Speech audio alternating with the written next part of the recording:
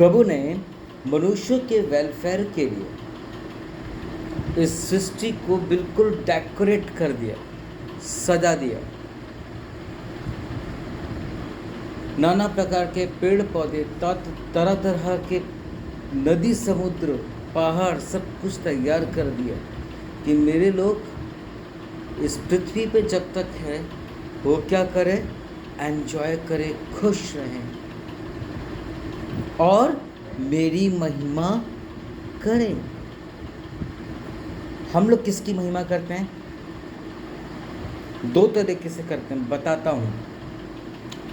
चीज़ों की, स्त्री की। दूसरा, हम लोग महिमा शैतान की एक तरह से करते हैं। तू ऐसा दिखता है, तू वैसा दिखता है, तेरे में कोई टैलेंट नहीं, कोई याकत नहीं, ना तू कुछ। शैतान हमारे अंदर से ये चीज़ें बुलवाता है और हम में से कई एक मसीह लोग ऐसे हैं जो कि इन बातों में आ जाता है, जो कि 100% रॉन्ग है, गलत है।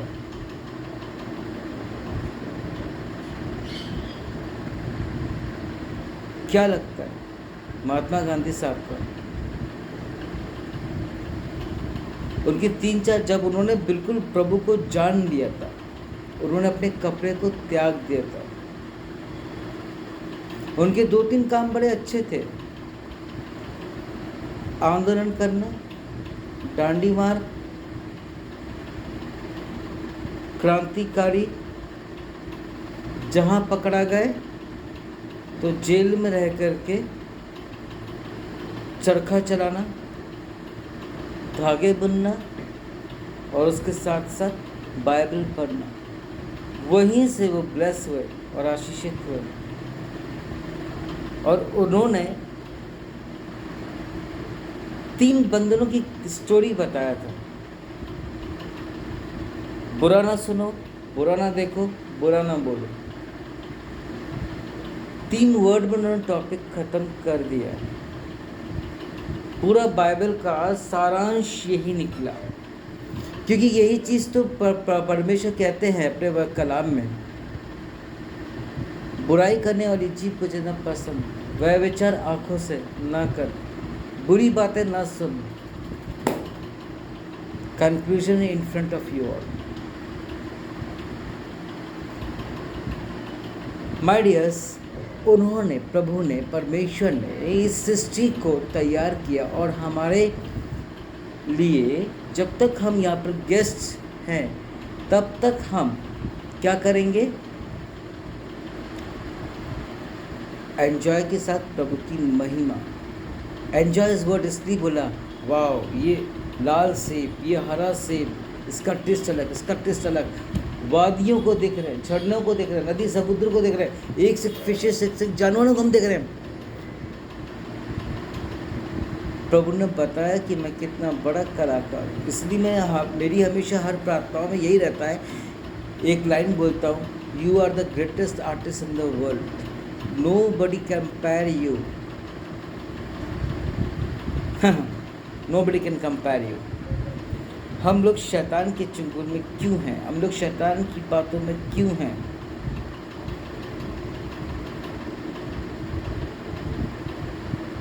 समझे जरा। मसीह में मेरे प्रियो,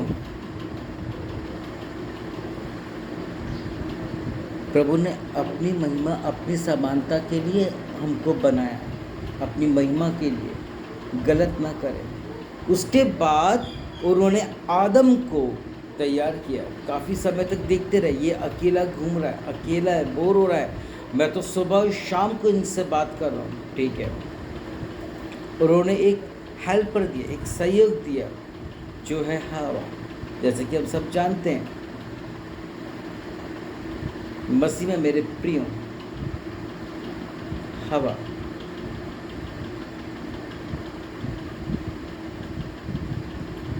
और उसके बाद फलो फूलो, ब्लेसिंग्स दिए, वो बात की बात है। लेकिन एक हेल्पर दिया। आज मैं कई लोगों को देखता हूँ, उनकी शादी तो हुई है, पत्नी है, पति है, मैं दोनों के लिए कहूँगा, लेकिन एक दूसरे के हेल्पर नहीं है, पार्टनर नहीं है। मुंह से कहने से कुछ और ही है, लेकिन दिल से नहीं। एक शादी जब होती है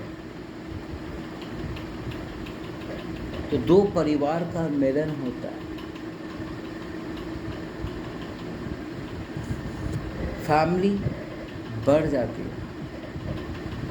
पति परमेश्वर ने पत्नी और पति इसलिए दिए कि वो लोग हर सुख और दुख मुसीबत में एक दूसरे के ढाल खड़े रहें।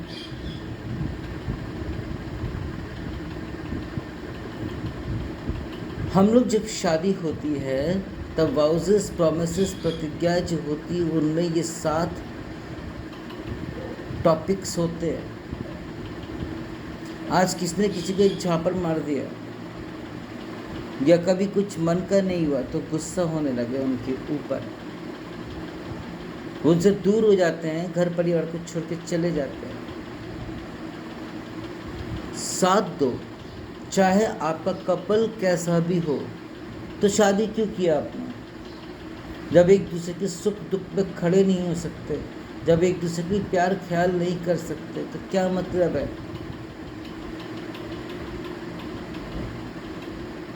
That is not a sense, my dears. परमेश्वर ने हमें इसलिए आशीषित नहीं किया कि तुम फलो फूलो और गलत काम करते रहो।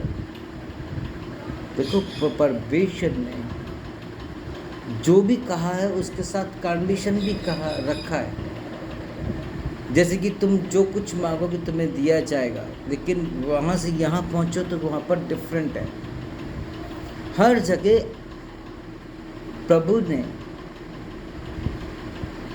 कंडीशन रखा है।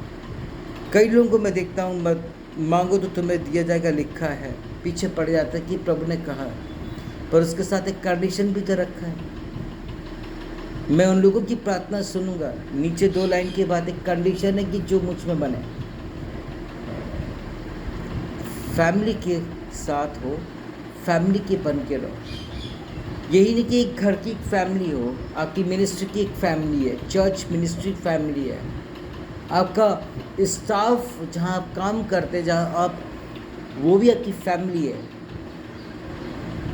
पड़ोसी सबसे पहले हमारी फैमिली है, क्योंकि जो कुछ भी हुआ तुरंत वो साथ देते, खड़े होते हैं हमारे सुख दुख में।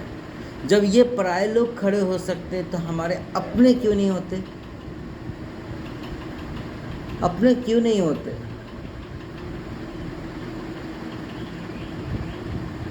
और इन पड़ोसियों, इन परायों में भी हमारे ही अपने लोग हैं। यदि इनके घर के परिवार में कोई प्रॉब्लम आएगा तो ये सबसे पहले वहाँ खड़े हैं, यहाँ इग्नोर क्यों है?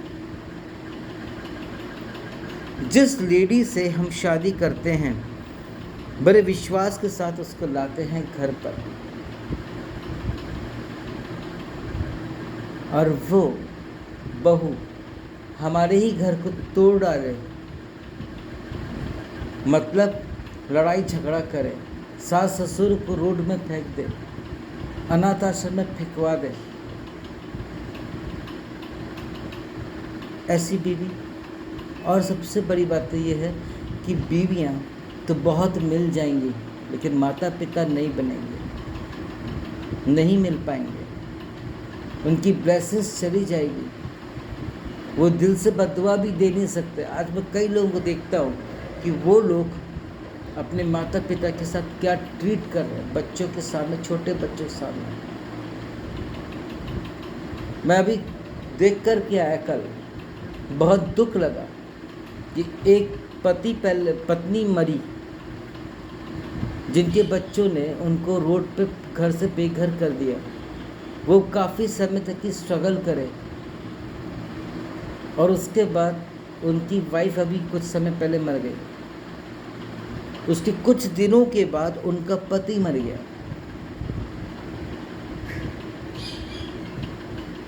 जिन माता पिता ने आपको पाल पोस के बड़ा किया है, कम से कम ऐसा ना करें। वो भी किसी की औलाद है, आप भी हैं। मैंने देखा है, मैंने पाया, मैंने समझा है कि कोई भी आदमी अपने सास ससुर को इज्जत देगा, सब कुछ करेगा, लेकिन बहू रानी जब आती है तो वो उनको इग्नोर करती है और अपने पत्नी, अपने माता पिता को अपने पति के द्वारा बहुत इज्जत दिलाएगी, बहुत इज्जत दिलाएगी। उनके लिए पनीर लाओ, मटन लाओ, चिकन लाओ, जब उनके माता पिता आते हैं तो दाल चावल खिला रहे। ये भेदभाव क्यों? ये प्रभु ने तो सिखाया नहीं। अरे वो आएंगे तो हम उनकी सेवा नहीं करेंगे, उनको बोला कहीं और। वो आएंगे इतना पैसा खर्च करके आ रहे अपना, हम उनको स्टेशन लेने नहीं आ सकते, जबकि सक्षम हैं। ऐसे पति पत्नी नहीं होते हैं, ऐसे रिलेटिव नहीं होते हैं। सबको आप अपने घर वालों को पैरेलल लेके चल रहे हो, तो यहाँ पर भी इनको पैरेलल लेके चलो। क्यों? आपके माता पिता हैं, और आपके पति के माता पिता कोई और हैं, पराए हैं, जिनके घर पे आप ब्याह करके आए हो। समझ रहे हो?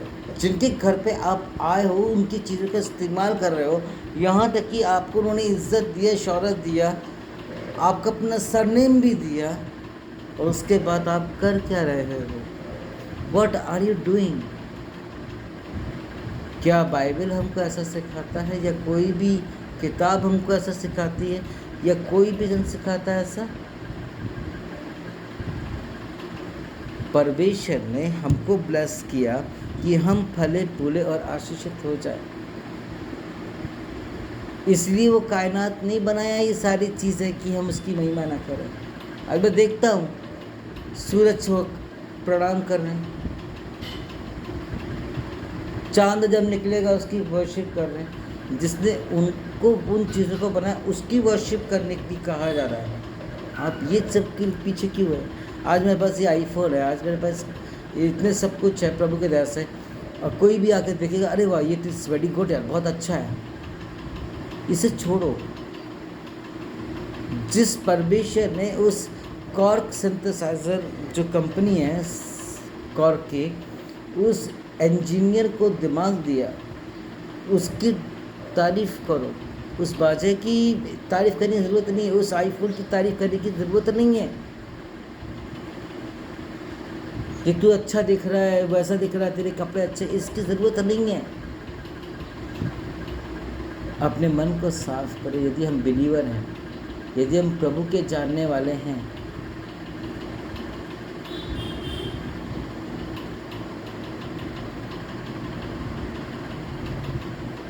मसीह में मेरे भाई मेरे बहन, प्रभु आपसे हम सबसे बहुत बेताशा प्रेम करते और इतना करते जिसका बयान करना चाह आप नहीं कर सकते।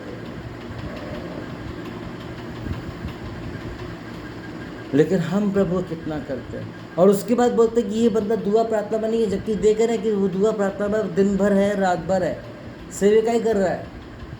तुम क्या कर रहे हो? अपने ऑफिस में चिल्ला रहे हो, गाली बक रहे हो, पता नहीं क्या क्या चल रहा है। सब गलत बात है। किसी को जज करने का अधिकार नहीं है। बहू रानियों के लिए मैं ये कहूँगा कि आप जहाँ पर भी ब्याह रही हैं, आप वहाँ पे बन के रहें, वहाँ पर उनकी सेवा करें, बड़ों की आदर करें, पति का रिस्पेक्ट करें। अब ये घर घराना हो गया है, वहाँ पर अपने 18-20 साल वहाँ पे दिए अपना समय, लेकिन अब ये घर आपका ताउम्र हो गया है। ऐसा मनों को ना गिराएं। आपके माता पिता को यदि कोई अलग करे तो अच्छा लगेगा आपको? नहीं ना। फिर आप लोग क्यों अपने पति के घर वालों को आप क्रिटिसाइज करते, डोमिनेट करते, लड़ाई करते, बेइज्जत करते और उनको आश्रम भेजते? एक एग्जाम्पल देता हूँ। अभी कुछ दिन पहले एक भाई निकले,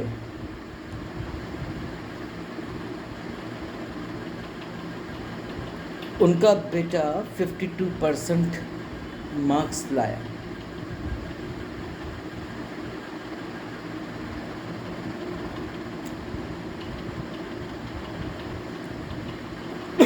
पिता गरीब था, उसने बहुत बोला, डांटा अपने बच्चे को कि ऐसा मत करो, अच्छे मार्क्स नहीं आएंगे तो तुमको अच्छी कंपनी में अच्छी पोस्ट पे नौकरी नहीं मिलेगी। और गुस्से में वो फिर अपने काम पर निकल गया।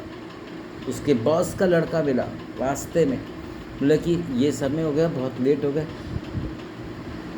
अरे सर जी, थोड़ा सा वेस्ट हो गया टाइम, वो थोड़ा परेशान था मैं।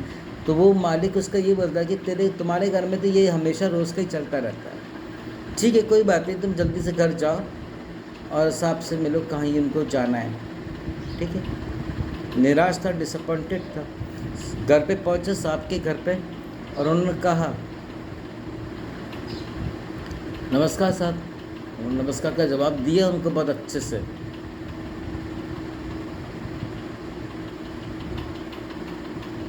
उनका चेहरा लटका हुआ था। उनके साहब ने पूछा, आपका चेहरा क्यों लटका हुआ है? आपको मालूम है क्या बोला उन्होंने? अरे साहब, मेरा लड़का 52% लेकर के आया। अब आप ही बताइए ना, इतने कम मार्क्स रहेंगे तो ये कहाँ से इसको अच्छी नौकरी मिलेगी, कहाँ से उसको अच्छा पोस्ट मिलेगा? तो उसके साथ बोलते हैं कि क्या तुम अपने लड़के का कंपेयर हमारे घर के बच्चों से करना चाहते हो? बोले नहीं साहब, इतना तो नहीं है मेरे अंदर, लेकिन मैं चाहता तो हूँ कि मेरा बच्चा थोड़ा अच्छा पढ़े, इसलिए तो मैं कमा रहा हूँ। तो ठीक है। और बोले कि कितने मार्क्स आए? 52%। ठीक है, मैंने अपने बच्चों को बेटर एजुकेशन दिया, अच्छे बड़े स्कूल में उसको पढ़ाया, विदेश भी भेजा पढ़ने के लिए, आया, सक्सेस हो के आया।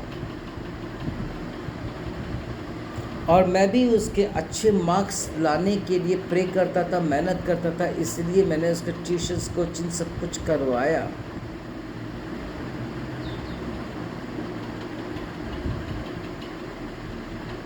और आज ये दिन आया है कि मेरा बेटा मुझे आज वृद्ध आश्रम छोड़ने जा रहा है।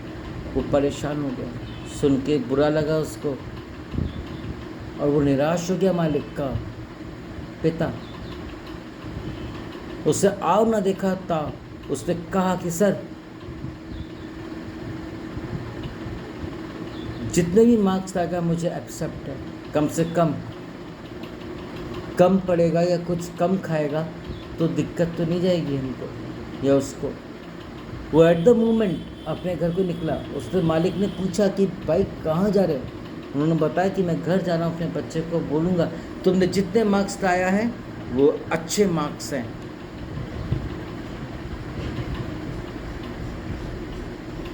ठीक है।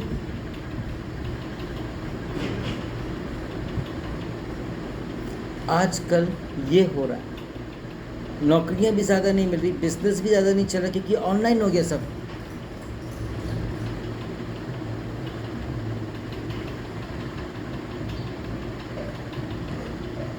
पति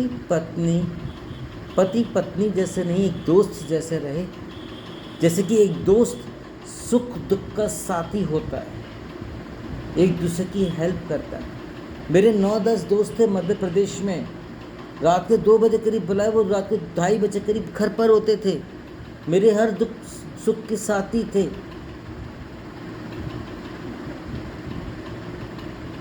ऐसे दोस्ती होनी चाहिए पति और पत्नी के बीच में, क्योंकि प्रभु ने क्या कहा, परम मित्र पर भी तू विश्वास ना करना, मिल जाएगा धोखा, रिवार्ड मिल जाएगा। इसलिए पति और पत्नी एक अच्छे मित्र, हर दुख सुख में साथी भागी में खड़े रहें।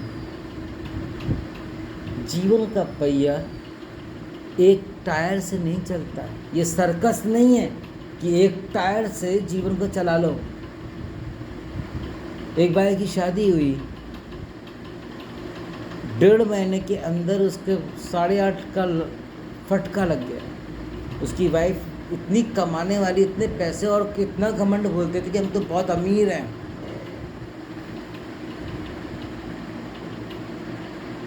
अमीर घर में उसकी शादी हुई।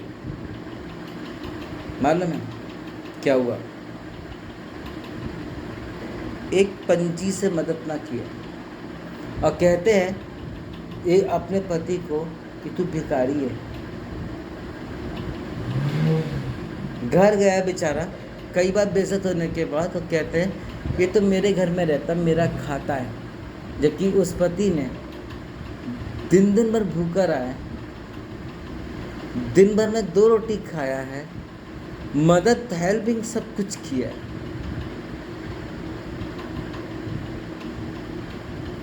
रात भर परेशान हुआ, बाहर रहा, बारिश में रहा, इतना दुख और मुसीबत उठाया, और उसके लिए जवाब ये दिया जाता। उनके घर के लोगों को बहुत बेइज्जत किया गया, जबकि इन्होंने ही उनकी नौकरी बचाया। एक ऐसी सिचुएशन आ चुकी थी जिससे कारण उनका बचना नामुमकिन था। उसके बावजूद भी ग्रेटफुल नहीं रहे।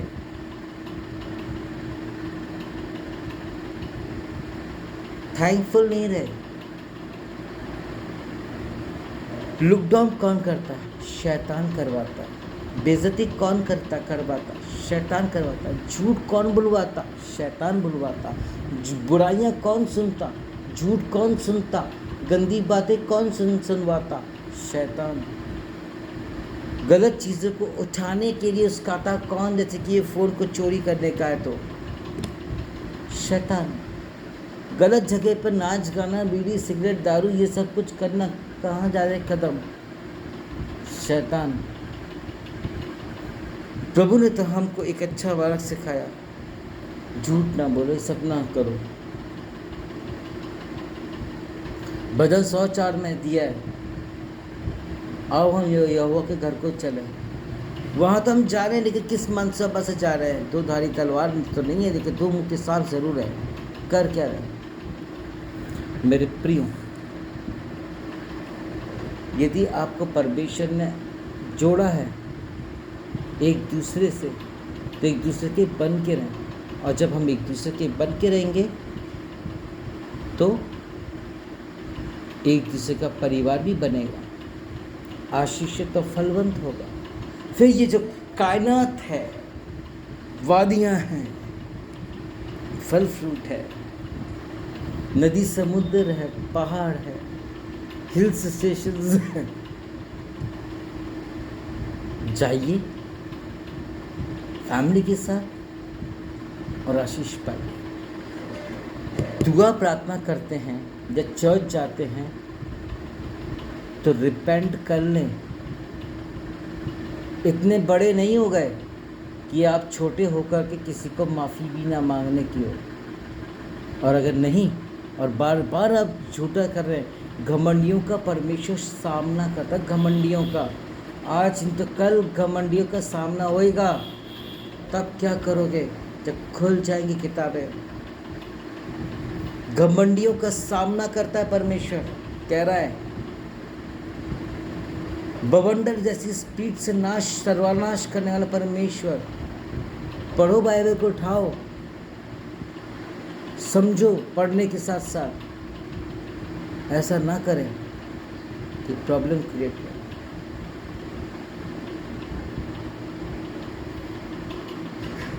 अगर आप अपने ऑफिस में हैं, शालीनता के साथ पेश आए। यदि आप अपने चर्च में तो शालीनता के साथ पेश आए। एवरीवेयर, सब जगह आप आ रहे हो, शालीनता दिखा रहे हो कि हम बहुत अच्छे हैं, और खुद के ही लोगों के साथ अच्छे नहीं है, तो क्या मतलब है दुआ प्रार्थना करने का? क्या मतलब है चर्च जाने का? और क्या मतलब है जब आप एक दूसरे के सुख और दुख पर साथ नहीं दे सकते, तो क्या मतलब है एक साथ रहने का, इबादत करने का? आपको या कोई भी किसी को भी ऑथराइज नहीं है कि एक दूसरे का दिल दुखाए, डोमिनेट करें। ये सब काम प्रभु का है। प्रभु चाहता है कि आप आशीषित और ब्लेस और हो जाओ। वो तब होंगे जब हम अपने आप को बदलेंगे, जांचेंगे, परखेंगे।